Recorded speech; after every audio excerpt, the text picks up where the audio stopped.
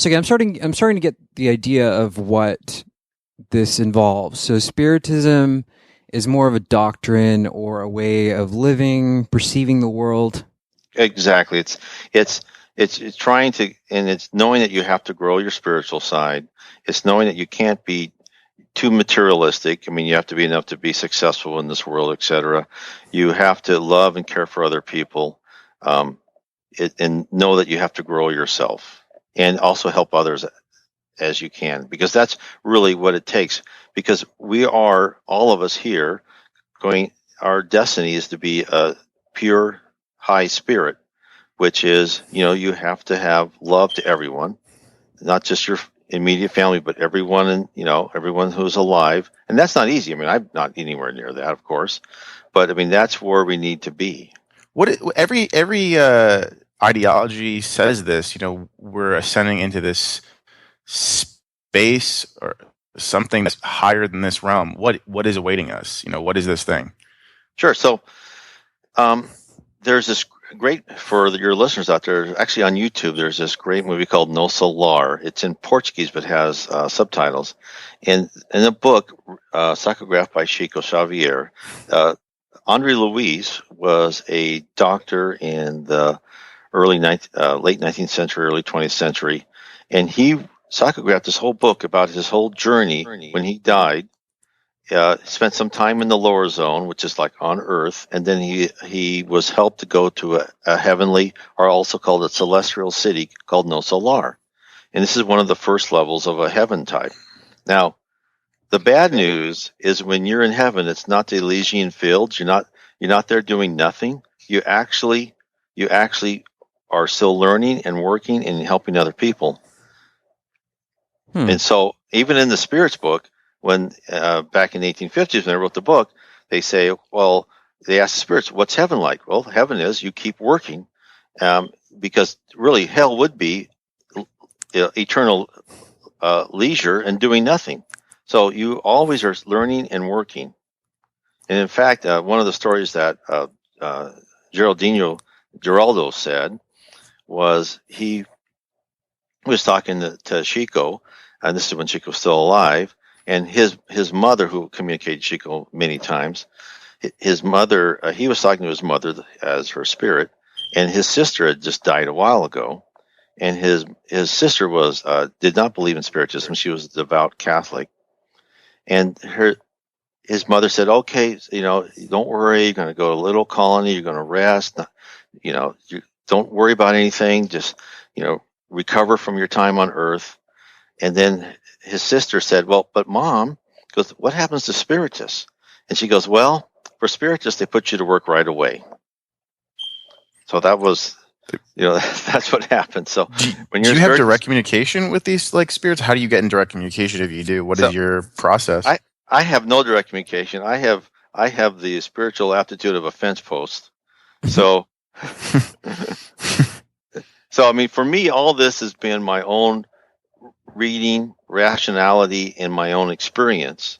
But I've been in mediums meetings, and I follow, which is a lot of great YouTube videos by people in Brazil, which is really the center and the growing center of Spiritism right now. There's actually 5% of the people in Brazil are Spiritists. So that's how I get the information, by looking at the videos. And there's also videos available in English from people come here and give lectures and so forth. So if we could just rewind just a little bit and go back to reincarnation here. So what are some of the main lessons that you see that people need to learn or have to learn or can learn? I think the main lesson is the fact is that do not be so materialistic. I mean, this is hard, especially in this culture. I mean, this culture is all about materialism, and that's probably a bit of an exaggeration, but is be less selfish, less self-centered, and try to help other people. Don't gossip about people. Help them. If someone needs you at work, help them out. Try and understand what's important. What's important about this life is love and helping others. It's not about amassing a new car, a new dress, or whatever. So do you find that there is an ascension. So there's a level of incarnation. So a person could be a sort of like medium level incarnation. Then you get to a point where you're in a final incarnation and then you ascend. So what I believe is that you reincarnate many, many times, centuries and centuries and centuries, and we are on a planet of atonement, which means the planet Earth right now is a place where you go to learn to how to improve yourself from your past wrongs. The Earth at some point in time will become a planet of regeneration, and then you will still reincarnate, but you'll reincarnate and you'll learn things more in a more calm, sensitive situation. Here, when we reincarnate on Earth is, a lot of people say, well, Earth is a horrible place. There's bad things happen to you. There's a lot of suffering, and that is because that is what it should be. It's a place to learn from your mistakes, and if you've done bad things in the past, bad things will happen to you. So, yes, at one point in time, we will stop reincarnating. That will happen, but that, for anybody here on Earth, that's a long time from now. But it's no big deal because we're all immortal, and it will, it'll all come. Okay. So you talk about, I read your book, you talk about these various force centers, and you go through like the crown center, and I guess they would be chakras, right? Yes, yeah. That's really, the Hindus had it correct. It's really the chakras versus the centers. It's how you're made up of three elements, right? It's your physical body, your perispirit, which is a perispirit you can look at like a futuristic spacesuit, which just kind of covers your body but it's transparent.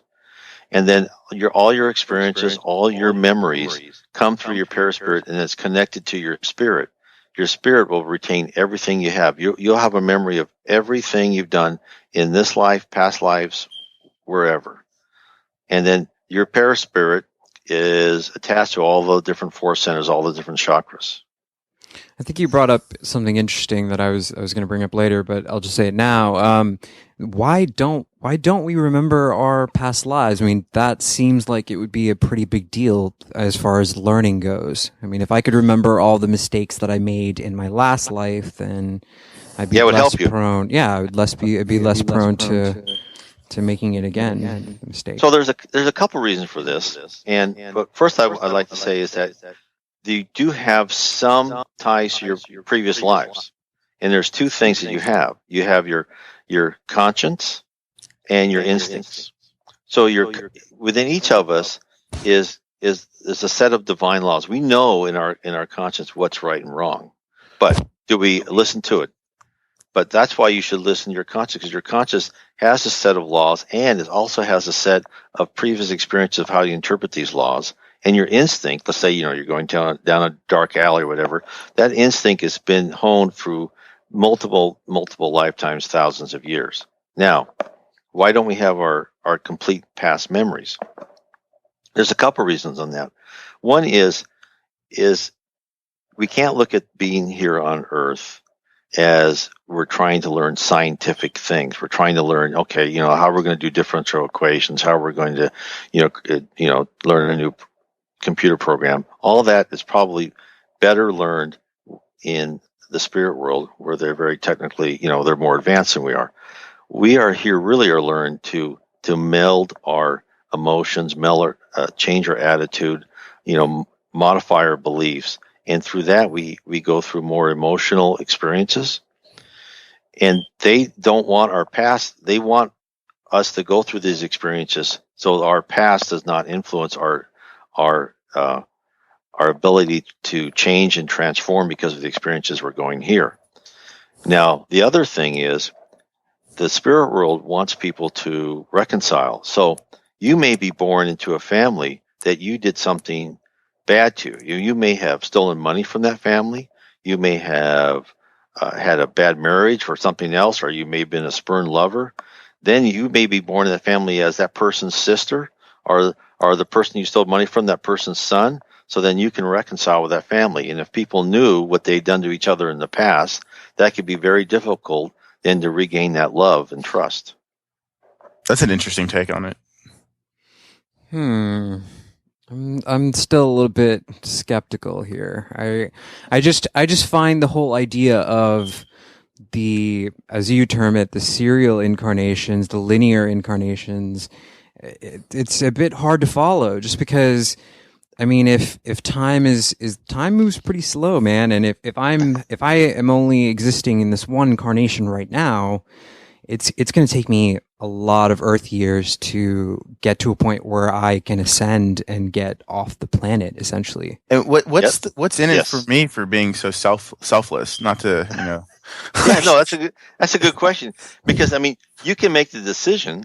You know, you don't have to become selfless. You can stay in this pattern of reincarnating on the planet of atonement for as long as you want, for thousands and thousands of years.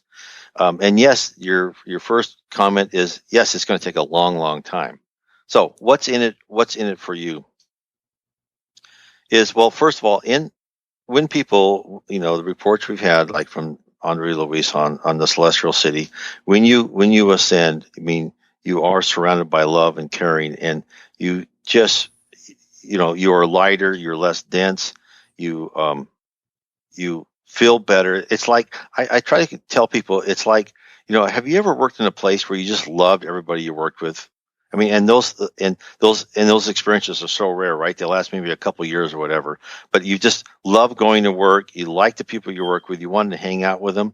That's really kind of and you're doing what you really love, what you're passionate about. Right. That's your reward. So how do you explain disincarnates, like the like ghosts and paranormal phenomena, people that seem to be stuck on this sort of alternate dimension? Right. I mean, until first of all, let me just say this: the whole thing about talking about ghosts and spirits, it is kind of amazing, because you think back, and here we are in this culture, and we've all looked back at the more primitive cultures where they believe in ghosts and spirits, like, oh, those people know nothing. But now here I am saying I've read all this, and we're really, the spirit world is all around us. So I mean, that's strange in itself. But yes, the spirit world is around us, and there's many people. There's more than 3 levels, but roughly there's the abyss, which is like a purgatory, and it's not really hell, because hell means permanent, but it's where people who have been real criminals, they go and they exist at that level, and there's other levels around the earth that where people exist with other people like them. It's the law of affinity, and that's really where you go, is the law of affinity. So what is the law of affinity? You are going to associate with people like you. So if you're a pickpocket and you're a petty thief, you will probably associate with other people like that. And then so that those people do not ascend, they're not ready to ascend, because they still have emotions where they want to have vengeance on people, they want to take advantage of people. So those people will be in the lower zone, or the umbra, what they say in Portuguese, where they'll still be on Earth, around the Earth, or a little bit below it, learning the fact that this is not a great place to be, and it's not supposed to be a great place to be, because eventually they will come to the point in time where they will decide, well, you know what, this isn't how I want to be. I don't want to be mean to other people. And then they will be helped by the spirit guides this people from No Solar and the celestial cities constantly are on Earth trying to help other people, not just physical people, incarnates, but discarnates, ascend and become better. How do we know these aren't like false light constructs, or how do we know that they have a specific agenda? And I don't. I mean, well, ghosts to me just seem like a tape loop, like an imprint that in time, space, that's kind of stuck there, because of the frequency of experience that a person's having, so intense. Like if a person is murdered or something in a house somewhere, because of the intensity of that experience, it's sort of imprinted in that space. Do you know what I mean, Brian? But I know exactly what you mean, and I read about this all the time in books by Chico Xavier and Andre Luis. A lot of these people are stuck on Earth because they are stuck in this memory and time, and it plays over and over again. And especially they'll get in type where all they want is they'll attach themselves to people too, because they want vengeance on that person, because that person did something wrong to them, and they'll replay that vengeance on upon them over and over again. So it's exactly as you described. There's many spirits here that are into this infinite loop where they have this one thought. Now, there's other spirits here that, they don't believe in the afterlife. They think it's when they die, and then when they die, they stay asleep. Those people are helped. They're brought into the colonies and helped to be awakened. So because you are what your mind tells you are in the spirit world, right? When you die, you look the way you want to look. You appear the way you want to appear. So your thoughts have power. Who set this whole thing in motion? Is there like a God behind in Spiritism, or is there a source? What is this? Yeah, it's so what they say in Spiritism is God created everything. He created the set of divine laws, and there is no such thing as a miracle. That everything happens according to the laws of God, and that the very, very high spirits are the ones that communicate to God and bring down His orders and His messages to us. Interesting. So how long is the time, I guess you would say, between planning your life out, choosing your new body out? How long do you spend in that space of the afterlife? So it varies. It varies widely. I was just about people who spent, like 10,000 years in the lower zone and didn't want to improve.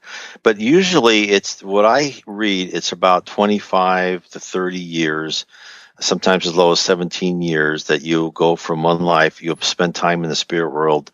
You will go to classes. You will learn what you need to do. You'll plan your next life out, and then you'll come back. Well, Einstein, eat your heart out. Theory of relativity exists in the lower spirit realms. I mean, wow, man. I mean, if I spent 10,000 years in a lower spirit realm, I couldn't even kill myself because I was already dead. That's right. So I'm just stuck there.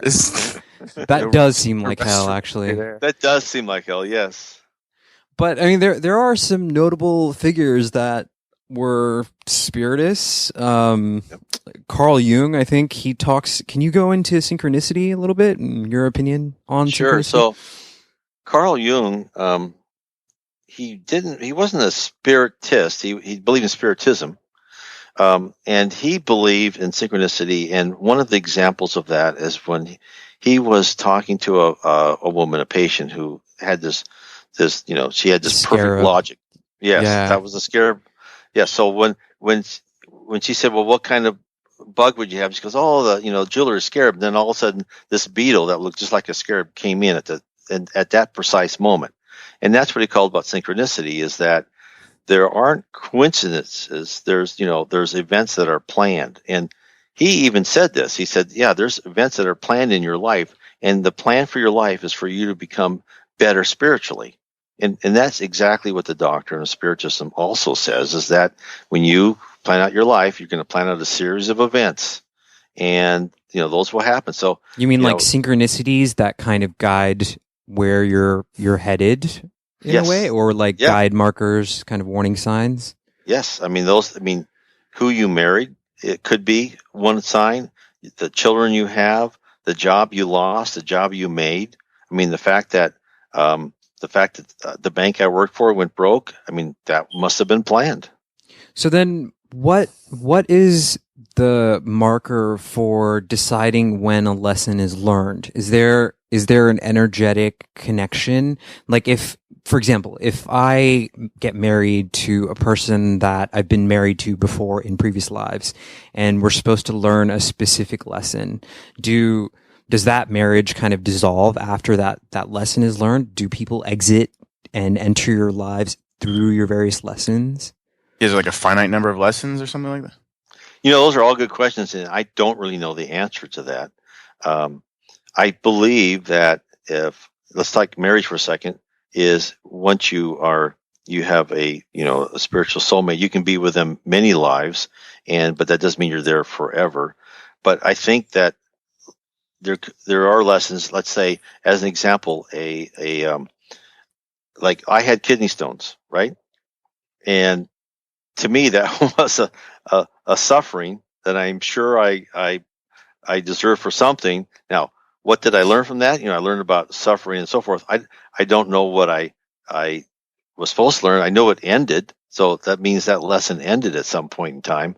I know, I got married. I had a first marriage that wasn't very well, and I know when that ended, I believe that was a marker of going into my second marriage, and I learned from what I did wrong and what I did right on my first marriage.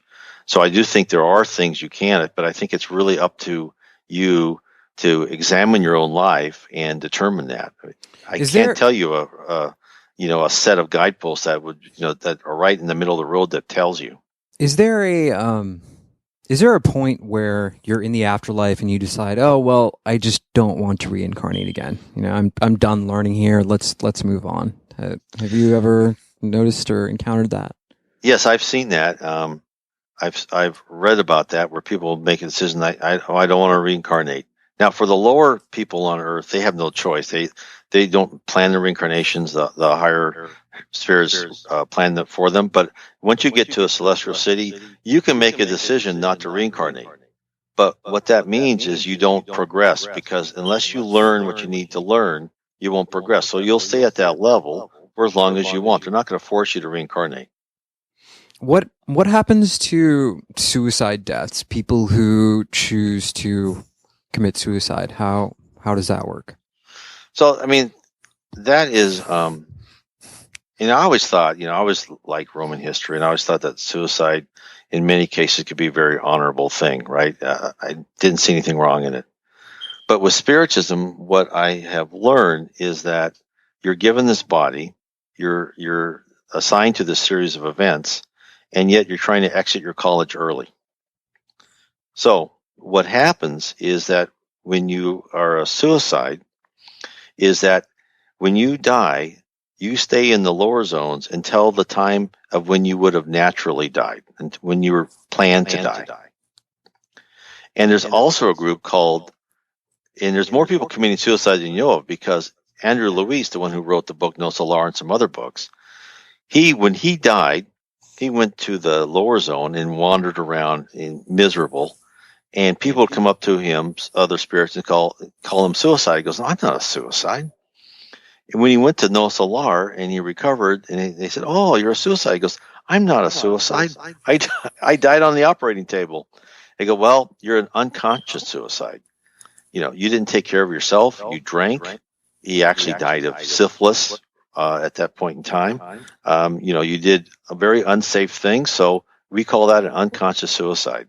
So if you think of all the people using drugs, smoking too much, whatever, there's a lot of people dying that are labeled unconscious suicide. And unfortunately, they will spend some time in the lower zone before they are helped to get out of that.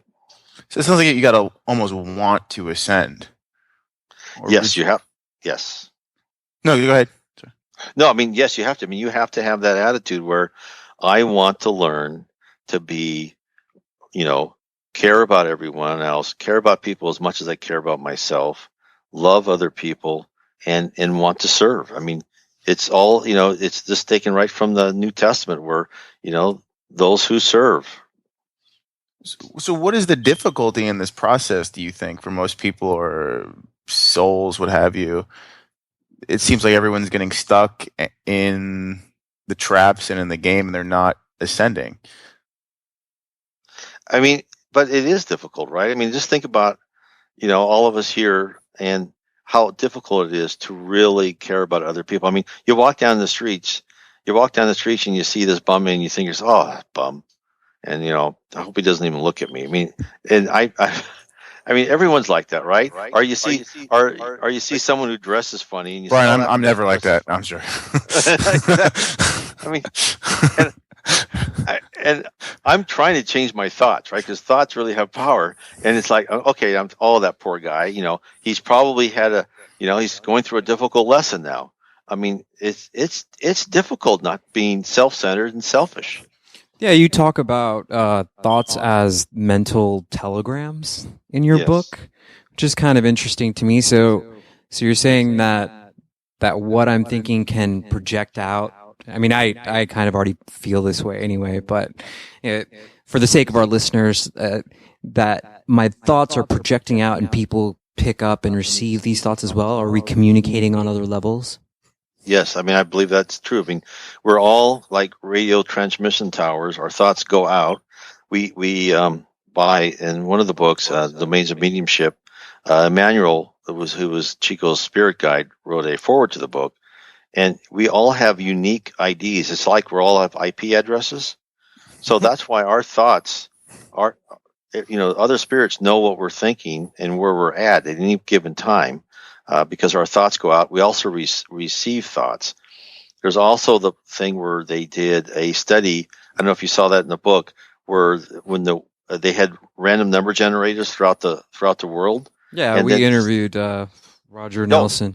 Yeah, isn't that interesting? Yeah. Where all of a sudden things changed a little bit because of people were thinking the same thing. Right. I mean, definitely intriguing stuff. I kind of want to know more about reincarnation, why we have to reincarnate to learn these lessons in the first place. I mean, nothing against Earth. Earth does seem kind of like this kind of, I don't know, man. It's all right.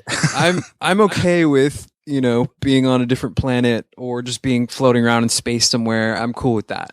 Right. So I just, the whole idea of reincarnation, and then, the idea of only reincarnating linearly, that hurts my feelings, man. I take that personally. Like I can't even imagine that. I just, that's going to take a while for me to kind of absorb. It's going to take, yep. And so this is why reincarnate. You first of all, think about the power of a high spirit. Think of the power of Jesus when he was on the Sermon on the Mount. So in the Spirit's book, what they say is that when Jesus talked to people in the Spirit of the Mount, he actually put in mental images in their mind. That's why so many people went to his sermons, and that's why so many people stayed, even though they were probably hungry, tired, and thirsty. I mean, think of the power this high spirit had to change people, to get people to do anything he wanted to heal people, etc. Now, think of someone like me or you or anyone else in the audience who would have that same power. So, I mean, if you had that power and you saw some beautiful woman in a bar, would you take advantage of that? Say, hey, you love me. Or, you would know what the stock market's going to do. I mean, think of the power. So probably think none about of those things, actually. Yeah, probably. Jesus was a well-renowned pickup artist, as everyone knows. Yes, exactly. So you have to look at us. It's like how a samurai sword was made, right? When you had 10,000 hits, right? With the steel, you had to take all the blemishes out, so it'd be hard steel, right? It'd be a perfect diamond. That's what we go through in reincarnation. Every blemish, every flaw we have is going to be fixed over time, and I'm sorry to say, but it's going to be a long, long time. But we are immortal, so at the end of it won't be that long. But it will be a long time for us to have all our blemishes and our flaws removed. I want to get back to the Jesus kind of parables for a second. Our listeners can take a drink now. I wanted to, so it's pretty, even other like religions say that, Islam and some of the ascended masters in the Hindu culture, they revere Jesus and they say that he was also an ascended master. So what happens to like Jesus? Is he done? Like, is he ascended? Do we have to end up becoming a Jesus to get to the next stage? What is the process? There's a hierarchy to this, it seems. Yeah, there is a hierarchy, and Jesus is he is like the governor of our planet. Now, there's other planets with other people like Jesus in control of other planets. In our solar system, there's in kind of our area of the nebula, there are spirits who are in charge of that area of the nebula. So you ascend to a point where you get to control your own planet, basically, is what you're saying. Or more, or in it, but then or how a galaxy many people, or a solar system. or galaxy. But so, and I'm not sure that everyone ascends to that level, because I'm thinking, this is just me. No one else thinks this, but it's a lot like a company where there's different routes to ascension. Not everybody has to become president of a company. You can become a very good technical guru, right? You can become, the head of accounting. So I think there are different ways to ascend and to become a very high level spirit than becoming in charge of a planet and that type of thing. So can a planet, the residents of a planet, confer some kind of energy to an earthling?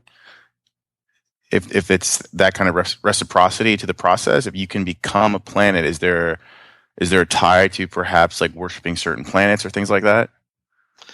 No, not that I know of. As far as worshiping different planets, I think that you can, as long as you worship God and worship, the goodness in you. I mean, and of course, that's another thing I want to make sure people know is that you don't have to be religious to ascend.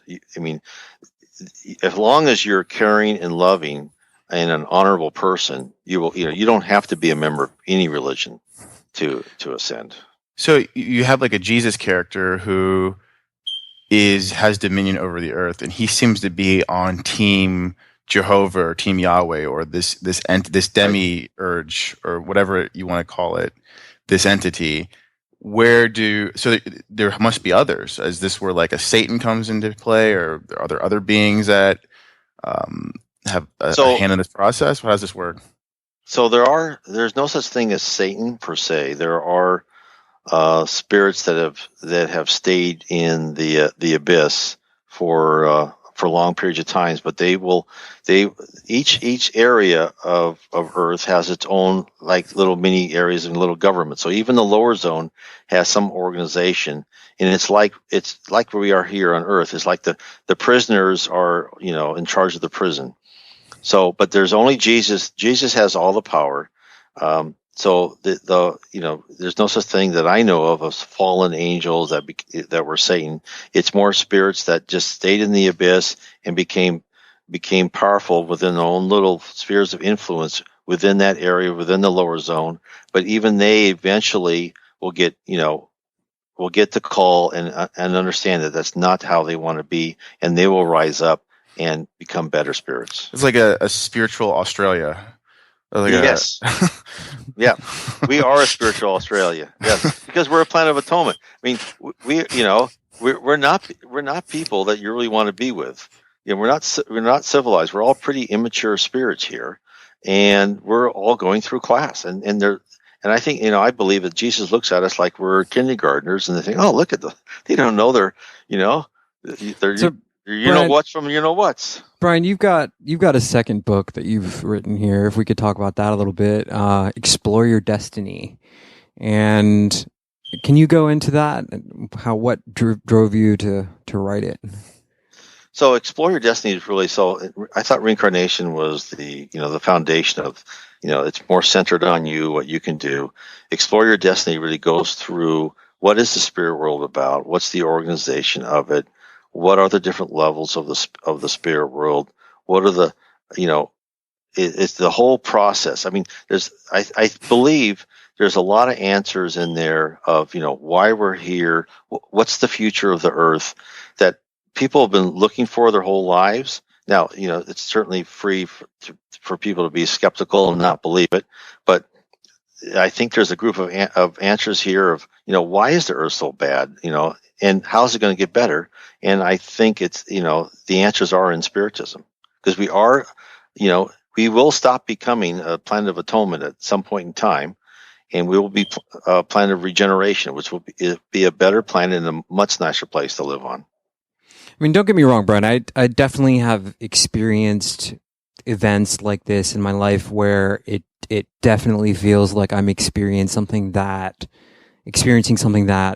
I've it's a feeling. It's an intuitive kind of feeling where I feel like I'm supposed to learn a lesson here and, experience this specific thing, and accompanying that will be synchronicities, and I will see like numbers and things around me kind of line up. So I mean, there is something to this. I don't know. There's something. I just need a little bit more. There's another piece of knowledge that I'm looking for here, and somehow I'm not finding it. Yeah, well, I understand it's not easy, and each of us have to, decide for ourselves, and we should all be skeptical, and be rational about what we believe. Right. So we're approaching the end here. Is there anything that you'd like to any advice that you'd like to give people who are going to be reincarnating eventually?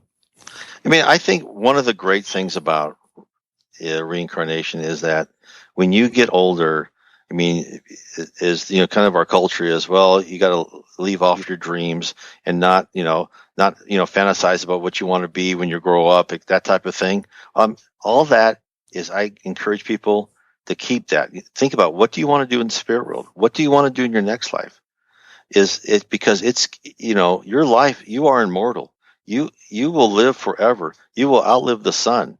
So don't give up what you want to be. Don't give up that vision of the future, and don't give up improving yourself. Yeah, I like that. There's a lot of people kind of talk about, they want to know what their past lives were. I kind of find it fascinating to figure out what your future lives are going to be like, future life regression or something. Yeah, so, I know. So I mean, I definitely think, there is something to be learned here. There is this movement of people who want to know more about what we're doing here, what our purpose is, why we're here, how we got here, where here is to begin with. And I agree. I think being positive and making the right choices and having a sense of nobility and being honorable, those are all positive qualities. Those are all good things. Dr. G, did you want to add something in here? I just wanted to ask, Brian, what specific experiences have you had that pretty much confirm that this was reality for you? Like, what perhaps synchronicities, or what kind of sealed the deal on it? Is there something that's going on in your life personally, or that you've been experiencing, or you think that you are going through as this spirit? Like, what spirit are you? Yeah, I mean, I think that the main thing that caused all this was my wife adequately calling future events, and then the fact that we went to Rio this summer. We were part of the Sierra Fraterna Spiritual Center. That's a spiritual center in Catete. It's a barrio of a neighborhood of Rio de Janeiro. And just being with there, I went to a mediums meeting. They talked to other spirits there, which was interesting.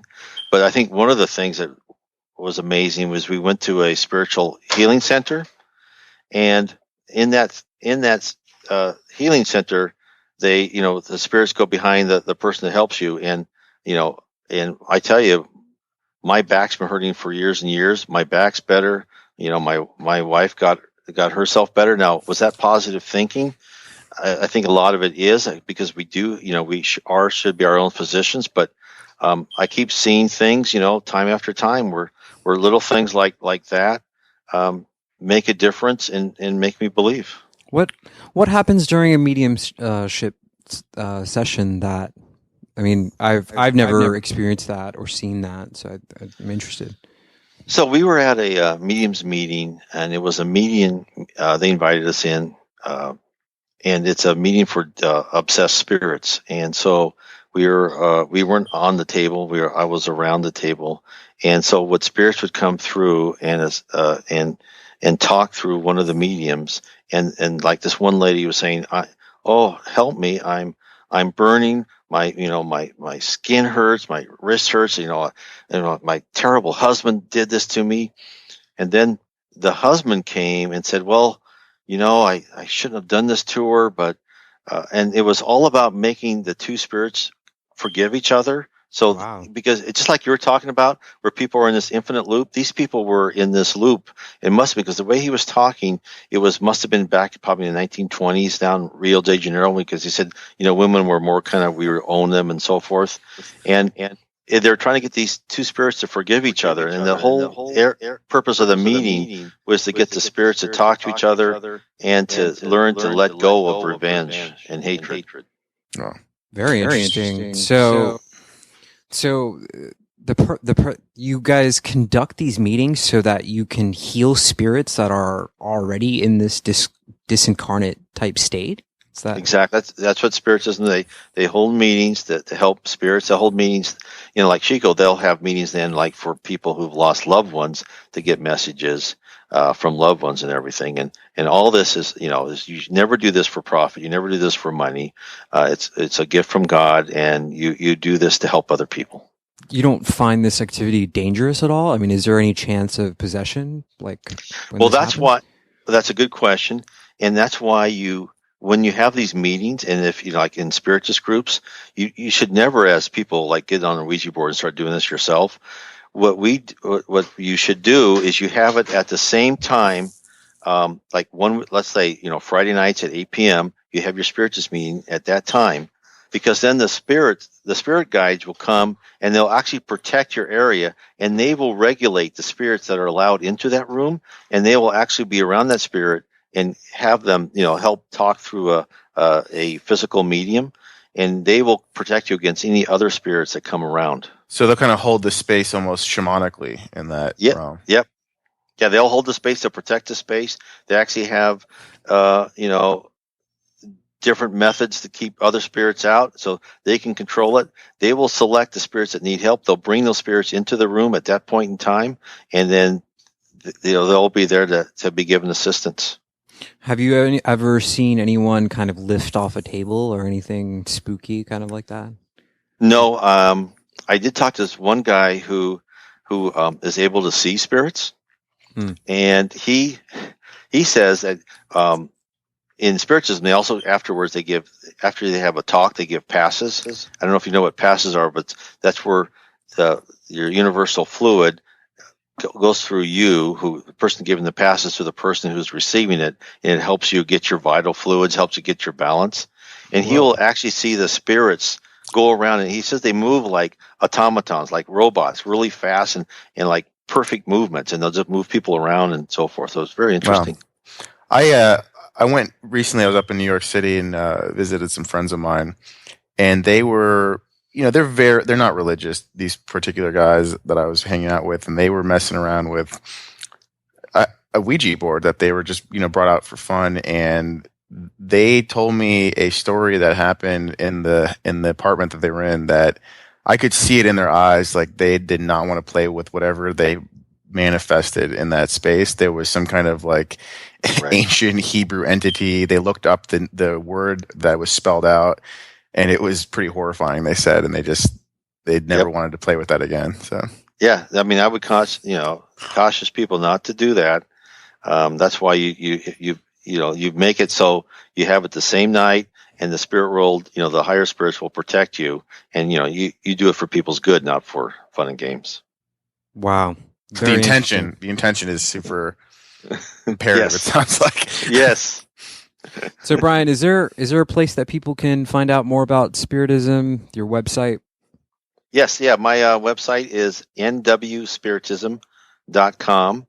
And I've got links to a lot of other sites, and actually free PDFs for spirits books and so on and so forth. So I certainly invite people to check it out. I think it helps give you an attitude. It helps you look at your life from 50,000 feet instead of at 0 feet level. It helps you look through your life like, I go through these good things and bad things, but it will be over soon. I'll learn. And it makes you more calm. What are you working on now? What's coming up for you? What's on deck? Right now, I'm working on a book where I'm taking stories of NDEs, near-death experiences, and I'm interpreting them by what Spiritism says. So that's my next book. Cool, man. We'll have to have you on for that. Yeah. Yeah, we'll look forward to that one. Well, Brian, it's been a pleasure having you on, man. Thank you for talking about Spiritism.